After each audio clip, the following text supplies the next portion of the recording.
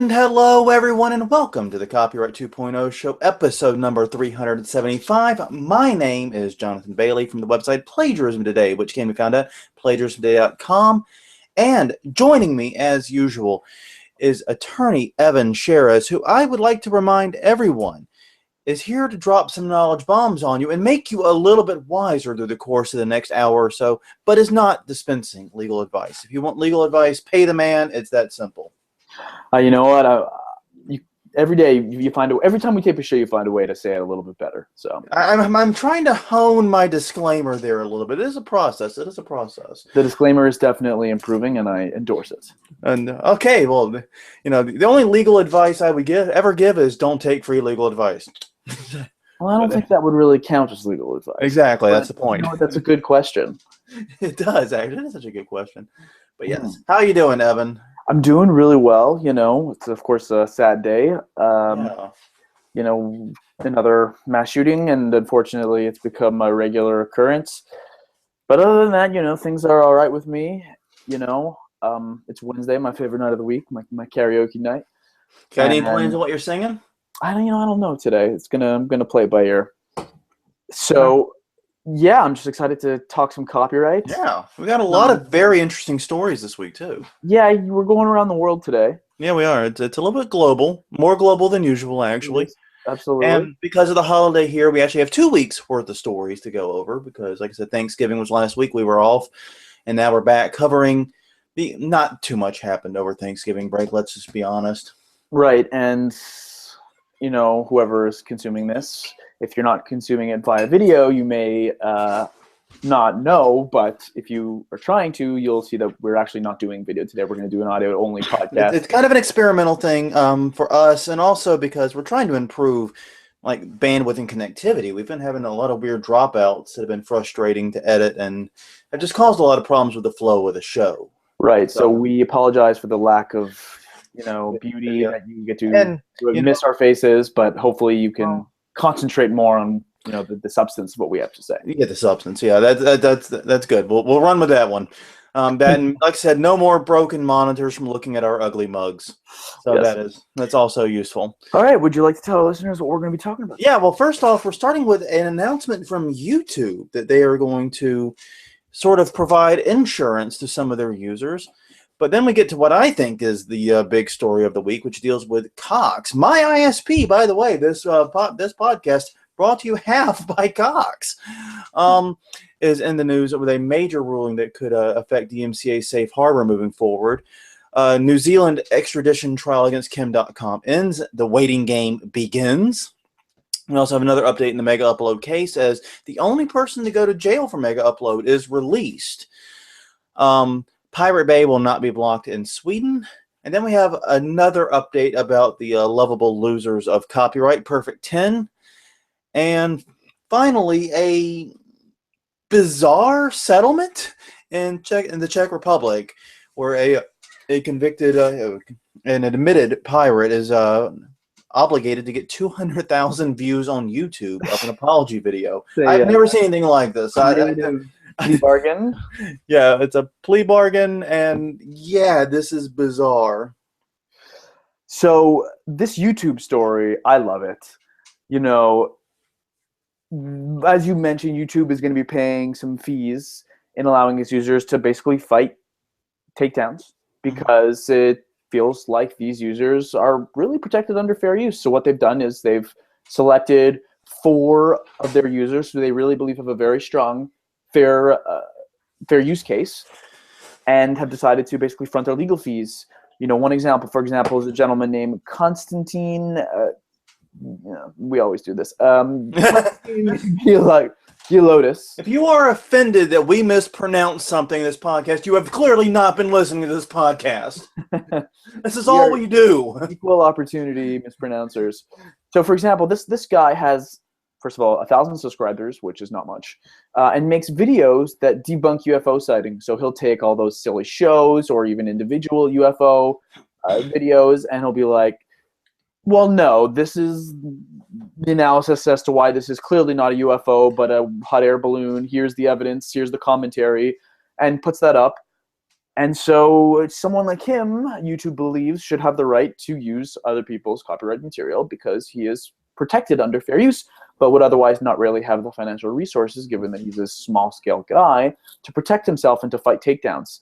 Example number 2 is the Ohio channel, which I think is a government-owned body, demanded that YouTube take down a video by the local chapter of Narrow Pro-Choice, an abortion rights group, that contained video of a committee meeting. I mean, we've talked about this in LA before and how this is pretty much... I'm trying to remember the name of the town it was. It wasn't LA itself. It was a suburb? Inglewood. I think it was Inglewood, yeah. This is slam dunk fair use. And so I really like that YouTube is doing this. You know, I wish that they would take it a step further and actually start their own almost like legal aid office that helps copyright claims. How cool would that be? Well, the thing about this, as you notice, it's limited right now to, I think, 4 users. Right. So it's limited to a very, very small number of users. And they're only going to be fronting legal fees if there is some kind of legal action, basically. My suspicion in all these cases is no legal action will come of it. Because these were, I think in all these cases, these were bad DMCA takedowns filed by people that don't have the teeth to fight even, you know, a regular counter notice, let alone one backed by YouTube. Right. So this basically gives users the confidence knowing that if they file a counter notice and things get out of control, YouTube will help them. Well, actually, only if YouTube has predetermined they're going to help you is the problem. Of course, yeah, it's not for all of their users. Yeah, and that's just it. You and me and Johnny McGee, we don't get this. If you know, I've had a false DMCA takedown notice filed against me on YouTube. Really? Yeah. My girlfriend and I used to run a channel called Garbage Horror. We still run it, but we don't do as much with it, where we review bad horror movies. And we also did a thing about Beekman's World. I don't know if you remember the show, Beekman's World. Science show, huh? But we were both Beekman's World fans, and we did a whole episode where we just sat around and we talked about it. There was no video from the show, no audio from the show, just a promotional still, and that was it for the title card. And we got a DMCA filed against us by the production company. Really? It's like they never actually watched the video. Well, that is the case with many DMCA takedowns on YouTube. It's kind of, and we've talked about this, I don't know, a number of weeks ago about people litigating over the Dancing Baby case as to whether there was is there a requirement for consideration of fair use, and then was that done?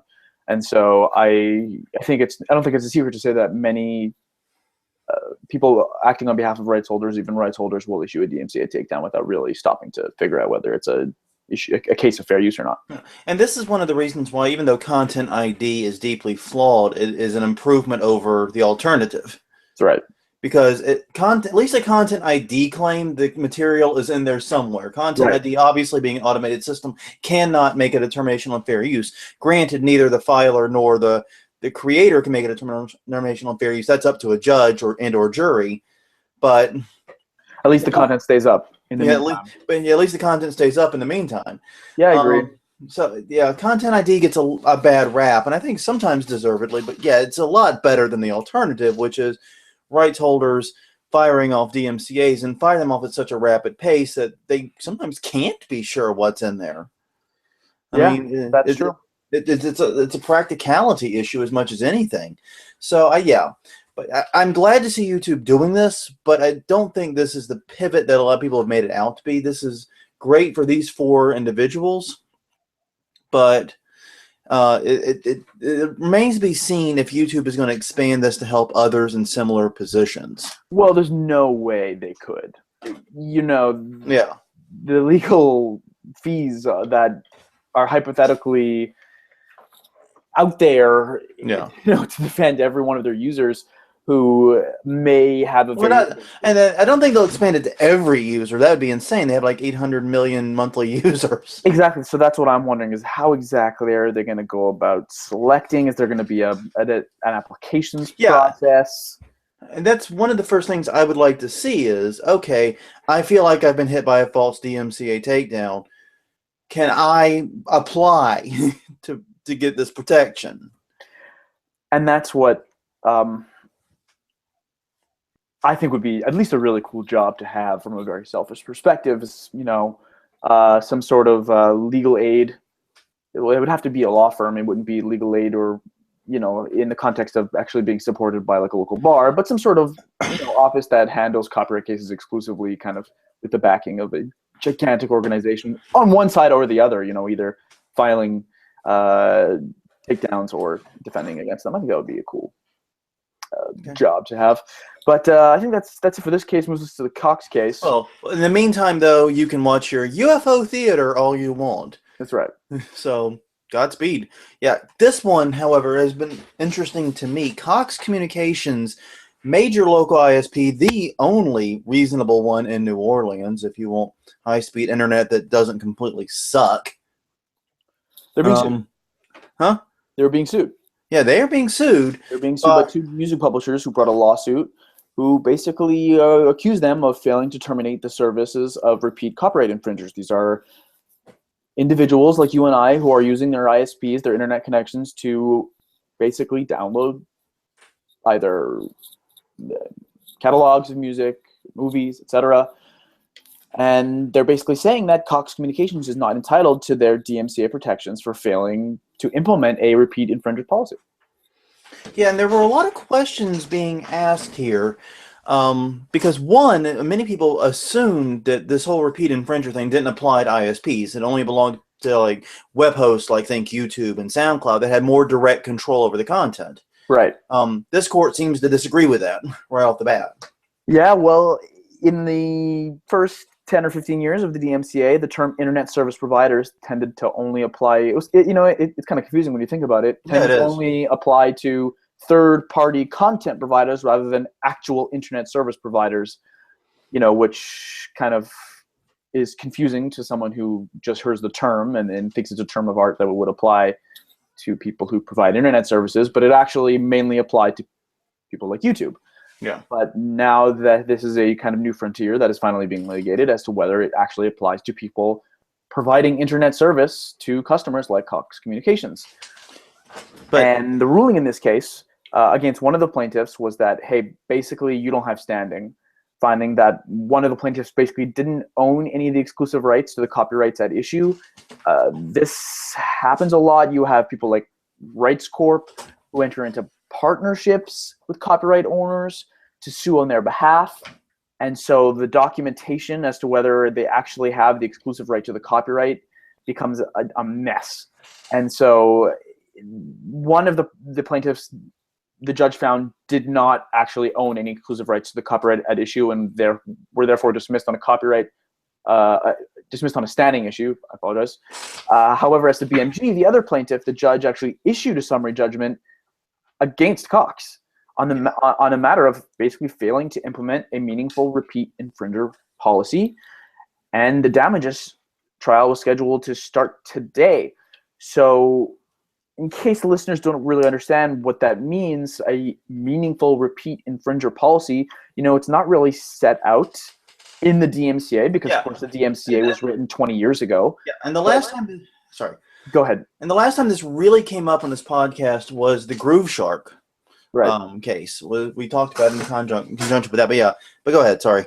So yeah, you as an ISP or third-party content provider, you have to have some kind of policy that stops people from, if they get their account taken down, from just making another account and uploading more infringing or downloading more infringing content simply from the same computer. You have to have some sort of means, some sort of policy that would stop people from doing it over and over again, and that really wasn't the case here. No, and in Cox, according to Cox, they did have a repeat infringer policy. They were one of the few ISPs that do actually supposedly disconnect people for copyright infringement.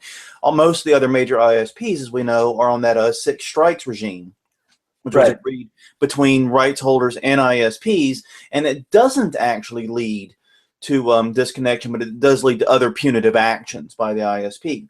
Right. Well, a judge disagreed, and this wasn't a jury that heard evidence. This was a judge who issued a summary judgment against them. So he's saying that no reasonable trier of fact could find that you had a repeat infringing policy that was meaningful in any in any stretch Yeah, of. it's almost saying no sane person could think otherwise. That's basically what that means. And yeah, basically what the accusation was that Cox A only acted on like a very, very tiny percent of these cases where there were obvious repeat infringers, and that when they did, they just let them sign right back up at the same address like the next day. Right. They had many of their customers who were basically one day kicked off or stopped from mass copyright infringement as paying customers the next day again. Yeah. So that's why, like supreme lip service. Yeah. That's why they're facing a damages trial, and the issue of liability has been settled. Yeah, and it's fascinating because I was reading some commentary on Tech Dirt, so take it as you will. But there's a lot of people who believe that stupid actions by Cox could lead to "quote unquote" bad law, or at least bad case law down the road, and that sometimes is the case.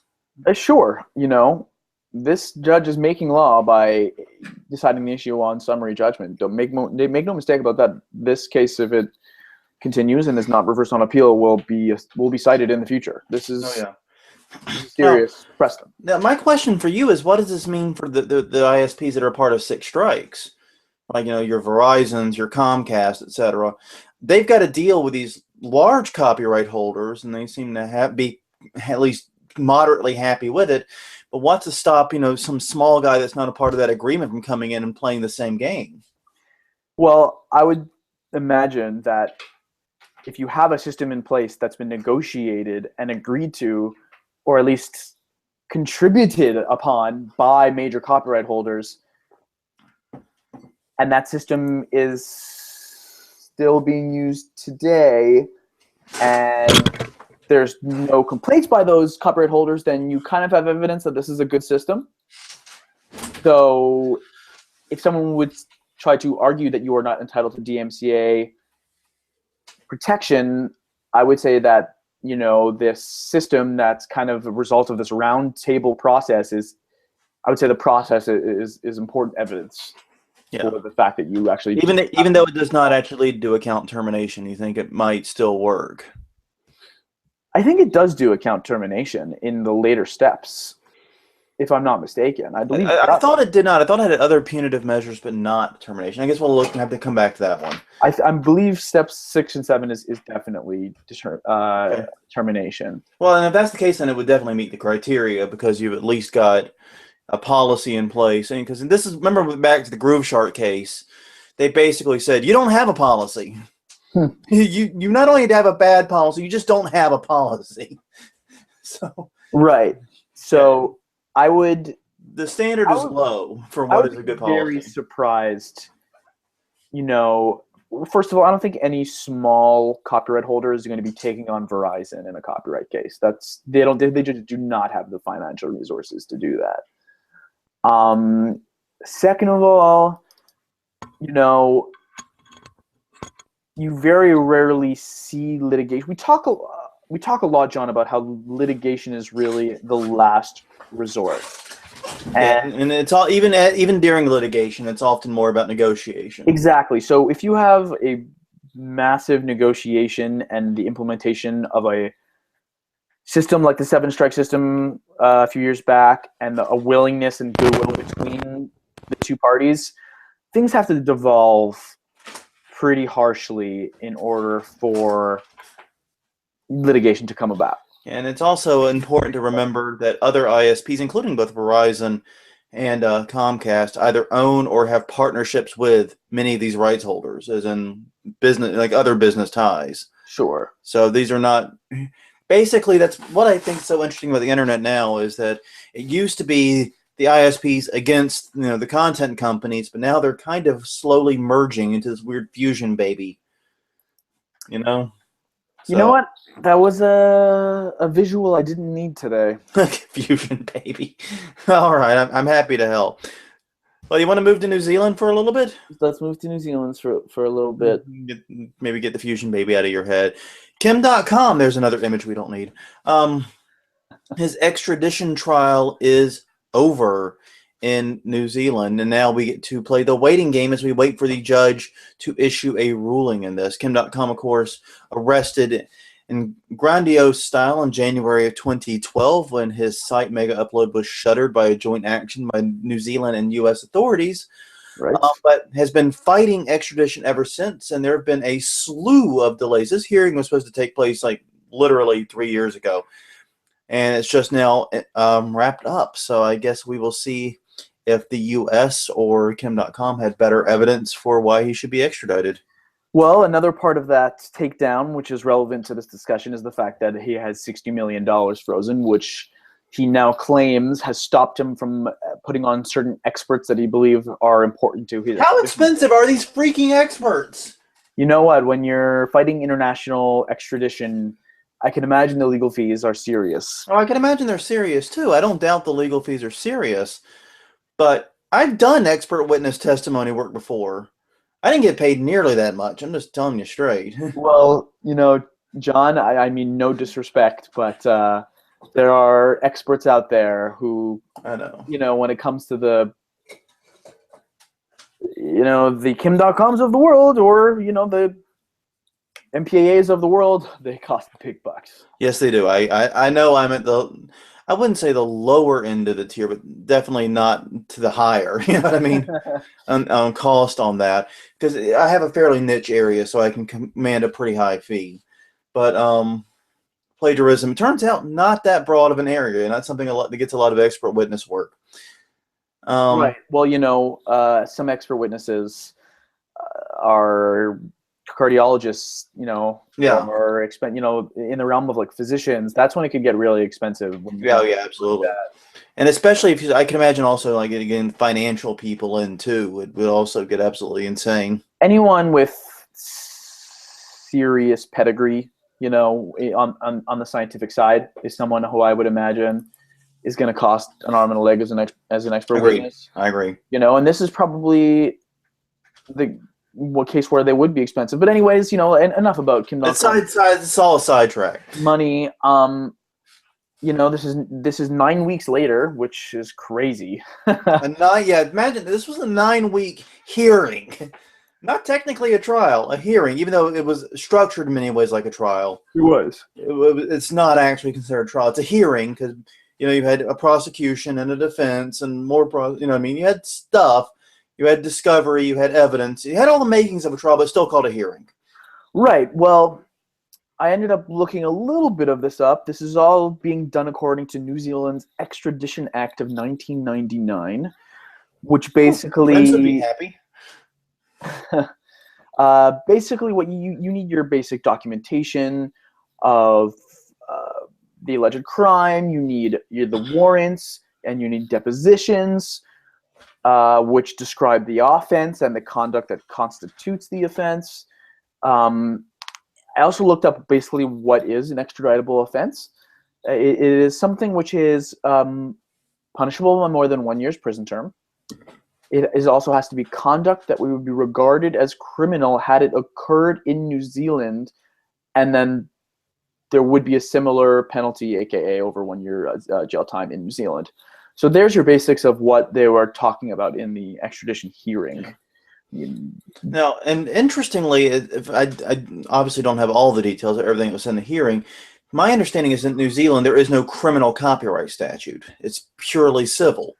However, as we all know, they're also attaching racketeering and money laundering. He's charged with conspiracy to commit copyright infringement, racketeering, and money laundering. So, you know, even if the copyright, the criminal copyright charges don't stick in New Zealand, racketeering and money laundering are also offenses in New Zealand. And the last thing I forgot to mention is that there obviously has to be some sort of bilateral or multilateral extradition agreement with New Zealand. Obviously. And we definitely have one with New Zealand. That's not an issue there. But people, I've gotten a few questions in the past about money laundering and how it applies to Kim Dotcom. You have to understand money laundering is not necessarily, you know, being a middleman for money. If you and I have a criminal enterprise, Evan, and what's our criminal enterprise? What would we do together for a criminal enterprise? I don't have. No, we could rob banks or something. Yeah, it would have to be copyright related. Okay, true. But if we had a criminal enterprise and we got all this money from it, there's pretty much no way we can spend that money that isn't in and of itself a crime. Okay, I've got it. Oh, what is it? We were murderers basically, but we kill people with bad puns. Ooh. Why am I not the first one dead? But well, that's why we make them listen to the bad puns. Oh, we kill them with. I get it. Yes, I get it. I could see that. That'd be pretty lethal. That's our thing. That's our thing. Yeah, but any funds we get from it, we cannot spend without committing another crime, basically. Right. Because if you reintroduce it into a legitimate transaction, that's money laundering. If you use it to fund another crime, that's contributing to another crime. Right. So your only option is to take it out and bury it, basically. You're concealing the origins of illegally obtained money, typically by either transferring it to a foreign bank or to a legitimate business will find a way to take it from you in exchange for service or something like that. And so that's the anytime you conceal the origins of it, and that could be as simple as taking it and using cash to buy a car. You want to go get that Tesla? Now the origin of the cash is unknown because it's been used in a legitimate transaction. It's now somebody else's money. Bada bing, it's money laundering. So that's the issue there. Okay, well done. All right, but yeah. So anyone wondering about how he's being accused of money? I'm less familiar with racketeering, but well, I can give you the basics of racketeering. Okay, go ahead. I would settle for even the most basics. When an organized group runs in illegal businesses, known as basically rackets. So the mob has a restaurant. They've got a group of restaurants, and they're using it to embezzle funds. Some activities like that, basically. Yeah. Does that explain it well enough? Yeah, it does. It does actually. Yeah. Okay, that makes a lot of sense. It's something that's fraudulently offered to solve a problem. You need protection. Yeah. When you're offering protection to someone, like, that's racketeering. Got it. Okay, that makes sense. But speaking of the Megaupload case, the only person to have spent any time in jail, a gentleman by the name of, and this is going back to the if you're offended that we mispronounce things thing, Andras Nom. Basically has been released from prison in the United States, but apparently he still has a $266 million debt hanging over his head, as this article puts it. Yikes. Yeah, good luck with that. That's all I'm going to say there. But yeah, basically what happened is Megaupload was apparently a fairly, I guess you would say, what's the term for it when you don't have a home office and everyone's scattered all over the world? There was an actual term for it, and I just completely had it and I lost it. But they're a company though. They're very geographic. John, I think I lost you, buddy.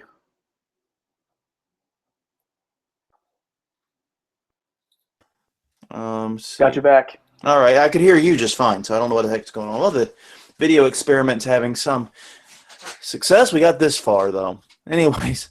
Right, so he's got $266 million in debt, Andras Nom, but at least he's a free man for now. Yeah. Until he can't pay back his debt and somebody. And I don't think the debt really is intended for him in a weird way, because it's meant for the entire Megaupload enterprise. And obviously, we just spoke about the big fish. Right, the guy that they really want. And he was actually, I think, quoted on record in the article that you sent me, saying that he in some way forgives Andras Nom for testifying against him. Well, yeah, but basically, Nom, like I said, it was in the Netherlands. And he, like I said, apparently geographically diverse Megaupload operation was. He chose not to fight extradition. He struck a deal pretty quickly, honestly. And basically, according to Kim Dotcom, he had no money, he had no job prospects, and he wanted to see his family. So the easiest way was just to strike a deal and get it over with. Yeah, I don't blame him. I don't blame him either. And So yeah, that's what happened. He is released from prison. He is a free man. He has this debt hanging over him. Like I said, I'm reasonably sure that while yes, that debt technically is his, it's one of those things where no one really expects him to be the one to pay it. No, I don't no think anybody's trying to collect on $260 million on a broke person. You know. Yeah.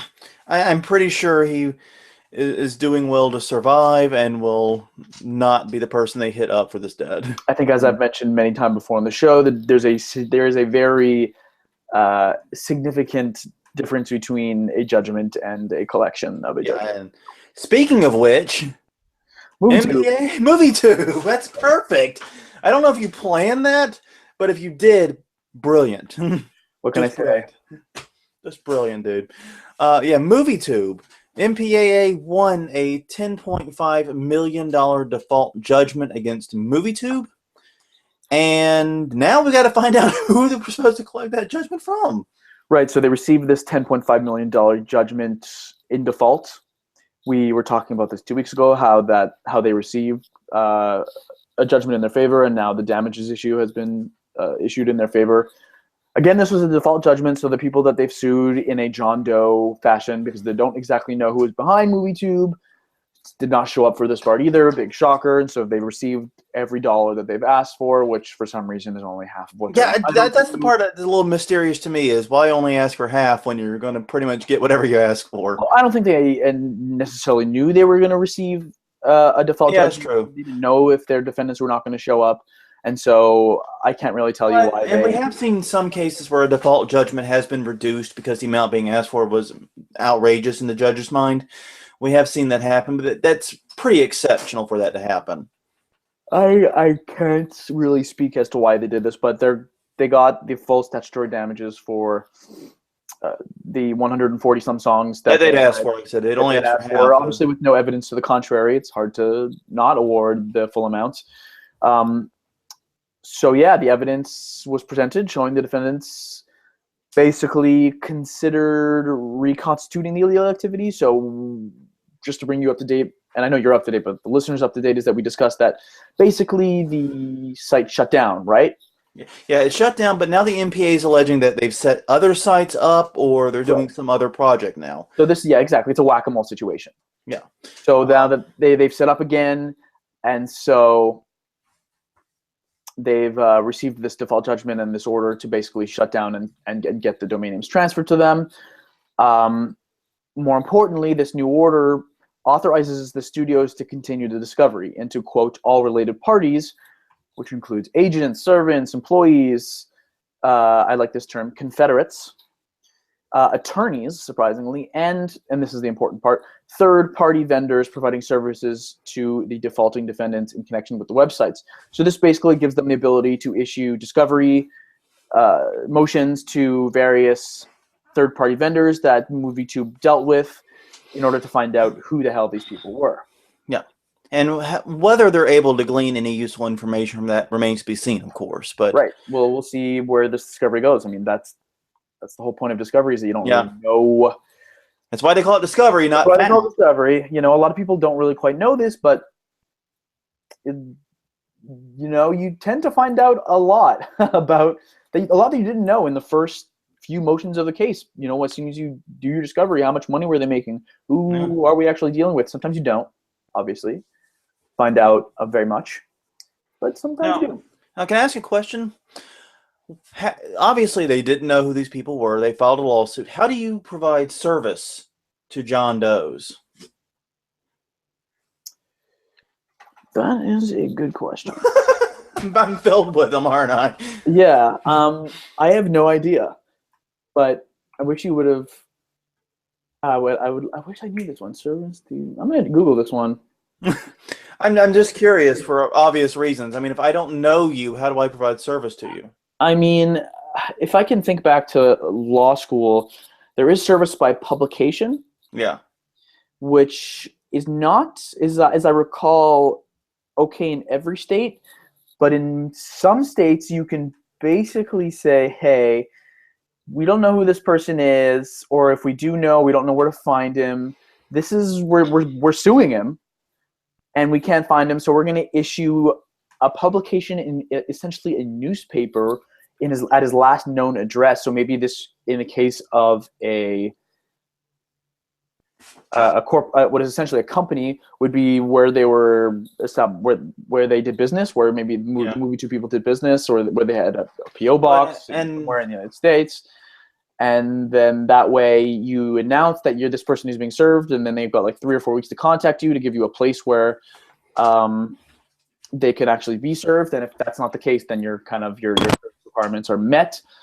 But I wouldn't take that to the bank. But that's what I do remember, at least in law school. But I haven't, done a ton of service process. Yeah. So. Well, I've also seen cases in the past with copyright where people have been serviced over social media now. That's increasingly becoming a thing, as it turns out. So there are alternatives, it would seem. But I was just curious how you would do that, because even if you, especially with a site like this, it probably has no social media and probably has no reliable email or anything else. How do you contact them? Right? How do you comply and meet with service? Real fast, and something unrelated. Here's an IRS page. So a John Doe summons can only be served after approval by a federal court. Obviously, yeah. Therefore, the service was never serve a, quote, friendly John Doe summons, even though a prospective summoned party may request one as a condition to providing information to the service. This is something with the IRS. So I think you may be, there obviously is some sort of procedure in federal court where you're facing a John Doe subject, because John Does are the subject of lawsuits all the time. So, yeah, okay, let's move on to another issue. We'll move on to the pirate in its home country of Sweden, where a local court has declined to order ISPs in the country to block it, basically. Basically, it was a unanimous decision by the district court, which mirrors actually a ruling by the sort of the European Court of Justice, which is the EU court, that says we cannot force ISPs to block access to copyright infringing websites. It's been pretty interesting, because even though obviously Sweden's saying that, we've seen other countries within the EU, such as in the UK most prominently, have definitely take action to block websites for copyright infringing grounds. So. And my problem here is I'm kind of not good with the European EU court process. Like, all the tiers and layers confuse the hell out of me. Well, so from what I understand of the story, the Pirate Bay has got this win in Sweden, right? Whose courts have basically said that we can't ban ISPs from stopping access to the Pirate Bay. But there is a European High Court decision that could be coming in that would apply across Europe, and that would include Sweden. Yeah. So, this seems like a won the battle, but the war is still, it's kind of remain to be seen with the war situation. Yeah. Well, this is definitely, though, a pretty big win for the Pirate Bay right now. Yeah, it is. But it seems to me like the kind of feel-good story that they'll throw on Reddit, and then the big hammer's coming. And the reality of it is, what is the importance of site blocking in a country like Sweden? I don't know the population of Sweden, but it's not as significant. And I also know that Sweden is, of course, home of Spotify. And so they've also had some pretty good feel-good stories, too. You know what I mean? In terms of helping content creators out and creating new legitimate services. So I don't. Yeah, the private sector from Sweden has done well, but it seems like a side. It seems like the third, like the outer ring of a 3-ring circus to me. Yeah, but it's not exactly an endorsement of copyright infringement. It's a declaration of neutrality. You know what I mean? You're thinking of Switzerland, not Sweden. Well, I'm joking. I am actually. That's not a. It's a fair point, but I'm thinking of Sweden. But yeah, I understand what you're saying. It's definitely not pro copyright infringement either. So, but yeah, like you said, this is a side fight, and also this actual decision is on appeal too. So, a Doe subpoena is done often through serving an online service provider, which is probably what was done in the movie There we go. I was looking at it while we were looking at the last story. So you can actually file a DOE subpoena through an ISP. Great. Oh, you can. Okay, that's interesting. I learned something today. That's quite interesting. Yeah. I guess you know what, this show's educational to everyone, even the hosts. Well, I've got something to teach you on our next case too. Oh, I'm looking forward to this. Speaking of the whole difference between a judgment and a collection, seems to be a theme this episode that I did not intend, but I'm running with it. Perfect 10 owes the site Giganews apparently $5.6 million now plus interest, but is refusing or is unable to pay it up. Now, Perfect 10 is a pornography company. They focus on the Perfect 10 model as the theme. I was just about to say, hey, John, what's Perfect 10? Yeah. You're gonna play naive on me. I got it. I see how we roll in this show. I was just, I thought it would be fun to put you in the position of being like, oh, I know what it is, and then not that it's in any way, shape, or form. There's no way you can live in copyright circles and not know who Perfect 10 is. That's true. There's just no way. I mean, there's millions of pornography sites. I don't know, I'm sure, but Perfect 10, if you deal with copyright, Right. You know Perfect 10 because basically... Perfect 10 be Google, if nothing else. Be Google, right, which basically established that thumbnails were fair use.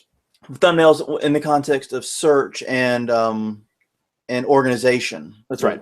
Yeah, not necessarily blog posts. That you're getting into slightly dicier territories there. But yeah, as far as like search, organization, and categorization, yes. But yeah, apparently another one of their failed lawsuits dealt with the news group service Giganews. Mm-hmm. Perfect 10 lost, as they are wanting to do. I think they're like the Detroit Lions, except Detroit's doing good this year. Help me out. Which NFL team stinks this year? I don't sports ball. You do remember I'm Canadian, right? Oh God, they're like I'm on the show with the Canadian. They're like the Edmonton Oilers. There we go. We'll run with a hockey one. They're like the Oilers. Yay, sports ball. You score that basket. Yeah, they lost, and they were ordered to pay legal fees and attorney's costs and all this other stuff, which basically amounted to $5.6 million and change, all the way down to a cent amount. Right, it's kind of mind blowing. I gotta get myself into copyright litigation for more than one reason. Yeah, no kidding. But basically, Perfect 10 has paid exactly zero in that so far. And so even though there's a very low interest rate on this of 0.25%, that's already accrued about $8,600 in interest. So, yeah. Right. So it's a little bit unclear as to why they haven't been paid yet. Perfect 10 has been silent on the issue. That's why they went to court. That's why... Giganews. That's why Giganews has gone to court, because they've received their judgment, but they've asked and they have received what's called a writ of execution, which is the thing I was going to teach you about today. Goes back quite a number of years. This is something from the early common law days. So basically, we're talking like Apple IIe's. What? Apple IIe computers, like. Oh yeah. Like a little farther back. Oh, okay. Wow, I can't remember that far then. So writ of execution is a court order granted in order to put in force basically a judgment, but yeah, basically like a judgment obtained by a plaintiff from a court. So when a writ of execution is issued, a court can typically order a sheriff or someone else to go along with the plaintiff and take possession of property owned by the debtor or the person who was issued, who the writ of execution was issued against. Stumbled on my words there for a second. So can you imagine, a sheriff going into Perfect 10 and being, like, take the, bring gloves. Bring gloves. Oh man, I can. Oh man. I feel like that would be a pretty good day in that sheriff's life. Yeah. Well, we've heard about these type of writs before. Like there was one time in which a bank foreclosed on someone without justification, and the homeowners got a writ of execution, and they rolled up at the sheriff's office at a bank branch just started pulling computers out. I've seen that. Like, okay, Right. it looks like it's about $1,000. We'll take. So that's been issued here. I'm sure there's going to be a last minute filing from Perfect. Oh yeah, Not because gonna have. and it doesn't behoove Giganews for this to be executed that way, because there's not going to be. I don't honestly know anything about the size of Perfect 10 as a company. I know they've been very litigious, so I have to imagine they have some financial backing. But I don't think there's going to be $5.6 million worth of stuff. You know what I mean? I mean, the only thing I could really think of would be the actual building that they own. Yeah. If they own it, what if they rent it? That's true. They could lease their space. This one's confusing. Yeah, Going through all the litigation and then not follow up. This is the kind of activity you would expect from a foreign actor, a bad actor, that kind of thing. But yeah. But certainly not a plaintiff in a copyright case against Giganews, which is a site that many people found kind of sketchy because a lot of it centered around, those news groups that are for piracy. Yeah. So, it's one of those situations where I don't really care for either side, I guess. It's just I'm just going to sit back and, get my rum and watch it all play out. Yeah, that would be a very interesting video, in the not Captain America, the Bank of America sense, to videotape them walking into Perfect 10 to collect their $5.6 million worth of material. I think you would need more than a sheriff to be able to walk off with that much. Yeah, more than sheriff in a U-Haul, yeah. More of that stuff. Yeah. And I should know, I've loaded in my past. I've loaded big rigs from one of my jobs after Hurricane Katrina was packing up a Tuesday morning store that was damaged, and I remember filling up this entire huge truck full of stuff and finding out how little it was for. Like, oh my god! I think the people who packed it got paid more than the stuff was worth. But, it's crazy how much you will need to get $5.6 million. Well, that's a fairly large bill even for copyright litigation. Yeah. So, yeah, let's talk once again. Going back to the difference between a judgment and receiving, and receiving it. This is a bizarre case out of the Czech Republic. Here, it centers around an individual who is named Jacob F. That's how he's identified in this article and other stories, who was convicted of piracy, basically, of pirating and selling popular programs such as Windows 7 and 8. And I disagree with this article strongly. No one thought Windows 8 was popular. That's why they skipped to Windows 10. But yes, they confiscated his stuff. He had been doing it for quite some time. And in lieu of payment, because he's probably unable to pay his fines and damages, he has been ordered to produce a apology video where sort of a PSA video, I guess you would say. And long story short, he has been ordered to get 200,000 views on YouTube, or else he may have to pay the damages. Yeah, this is the strangest copyright story almost in the history of the show. No, I can think of at least one that's weirder, but how do you get 200,000 views on an anti-piracy video? That's just not possible. No one cares. Do you know how many he has right now? How many? 1 million even, actually. Okay, that's because I feel like that. It is. It's because of the story. Because of it's kind of okay. I did not know that, and now that I do know that, I'm not surprised, even though I just said 2 seconds ago that I'm surprised. No, but I do understand. It's because of the publicity of the story in itself. So he made it. I'm now. Have you watched it? I've watched it, but I didn't have subtitles on, and I just realized that I probably should go back and rewatch it where I can understand it. It might help me a lot. It would probably help, yeah. It would probably help, yes. I realized that. And by the way, you mentioned anti-piracy videos that no one cares. Do you remember Don't Copy That Floppy 2, the sequel they produced in 2009 to the original Don't Copy That floppy. This is a thing, people. This is a thing. It's in the archives. That currently sits with 521,000 because mostly it's so horrible. It's like that film that everyone puts on YouTube. That's like the worst movie ever made. Which one? Troll 2, Monos: The Hands of Fate, The Room. The Room. Okay. I am an expert. I am a connoisseur of bad films. The worst films ever. I believe you. I grew up watching Mystery Science Theater 3000, and which, by the way, is on Kickstarter to come back now. Bring back MST3K is the address. But yeah, I'm a connoisseur of bad films. I know them all. I know pretty much all the worst. And Birdemic. Let's see. Yeah, there's some bad ones out there. But yeah, The Room. So he got his 1 million views. I don't know. What would you make if you had to get 200,000 views? No context. Go. Oh God, 200,000 views, no context.